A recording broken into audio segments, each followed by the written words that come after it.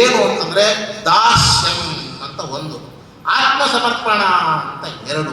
ಮೇಲ್ನೋಟಕ್ಕೆ ಇವೆರಡು ಒಂದೇ ಅಂತ ನಮಗೆ ಅನ್ನಿಸ್ತದೆ. ಆತ್ಮಸಮರ್ಪಣ ಅಂದ್ರೇನು? ತನ್ನನ್ನು ತಾನು ಸಮರ್ಪಣೆ ಮಾಡಿಕೊಳ್ಳೋದು. ದಾಸ್ಯ ಅಂತ ಅನ್ನೋದೇನು? ತನ್ನನ್ನು ತಾನು ಸಮರ್ಪಣೆ ಮಾಡಿಕೊಳ್ಳೋದು.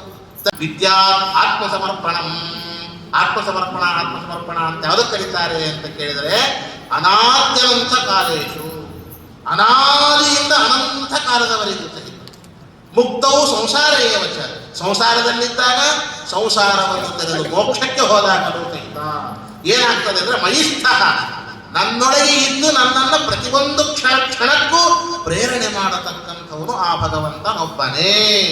ದೇವರನ್ನು ಬಿಟ್ಟು ಇನ್ನೊಬ್ಬರು ಪ್ರೇರಕರಿಲ್ಲ, ನನಗೆ ಸ್ವತಂತ್ರವಾಗಿ ಪ್ರೇರಣೆ ಮಾಡತಕ್ಕಂಥವನು ದೇವರೊಬ್ಬನೇ ಅಂತ ನಾವು ಏನು ದೇವರ ಮೇಲಿನ ಪ್ರೀತಿಯಿಂದ ದೇವರೊಬ್ಬನೇ ಸ್ವತಂತ್ರ ಸರ್ವೋತ್ತಮ ಅಂತ ನಾವೇನು ಮನಸ್ಸಿನಲ್ಲಿ ಜ್ಞಾನವನ್ನು ಮಾಡಿಕೊಂಡಿದ್ದೀವಲ್ಲ, ಈ ಮನಸ್ಸಿನಲ್ಲಿ ಮಾಡಿಕೊಂಡ ಜ್ಞಾನಕ್ಕೆ ಆತ್ಮಸಮರ್ಪಣ ಅಂತಂತಾರೆ. ಬರೀ ದೇಹ ಸಮರ್ಪಣ ಮಾಡಿದ್ರೆ ಉಪಯೋಗ ಇಲ್ಲ.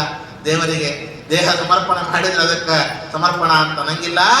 ಸಂಸಾರದೊಳಗೂ ಮೋಕ್ಷದೊಳಗೂ ನಿಯಾಮಕನಾಗಿ ಪ್ರೇರಕನಾಗಿ ಇರುವಂಥವನು ಸ್ವತಂತ್ರನಾಗಿ ಭಗವಂತನೊಬ್ಬನೇ, ಅವನನ್ನು ಬಿಟ್ಟು ಬೇರೆಯವರಿಲ್ಲ ಅಂತನ್ನುವ ಜ್ಞಾನ ಏನಿದೆಯಲ್ಲ, ಇದಕ್ಕೆ ಆತ್ಮಸಮರ್ಪಣ ಅಂತ ಕರೀತಾರೆ. ದಾಸ ರೂಪಗಳು ಅಂದ್ರೆ ರಾಮ, ಕೃಷ್ಣ, ದತ್ತ, ನರಸಿಂಹ, ಕಪಿಲ ಇವೇ ಮೊದಲಾಗಿರತಕ್ಕಂತಹ ರೂಪಗಳ ದಾಸ್ಯವನ್ನ ಸೇವೆಯನ್ನ ಮಾಡತಕ್ಕಂಥದ್ದೇನಿದೆಯಲ್ಲ, ಆ ದಾಸ್ಯತ್ವವನ್ನು ತೆಗೆದುಕೊಳ್ತಕ್ಕಂಥದ್ದೇನಿದೆಯಲ್ಲ, ಅದಕ್ಕೆ ದಾಸ್ಯ ಅಂತ ಕರೀತಾರೆ.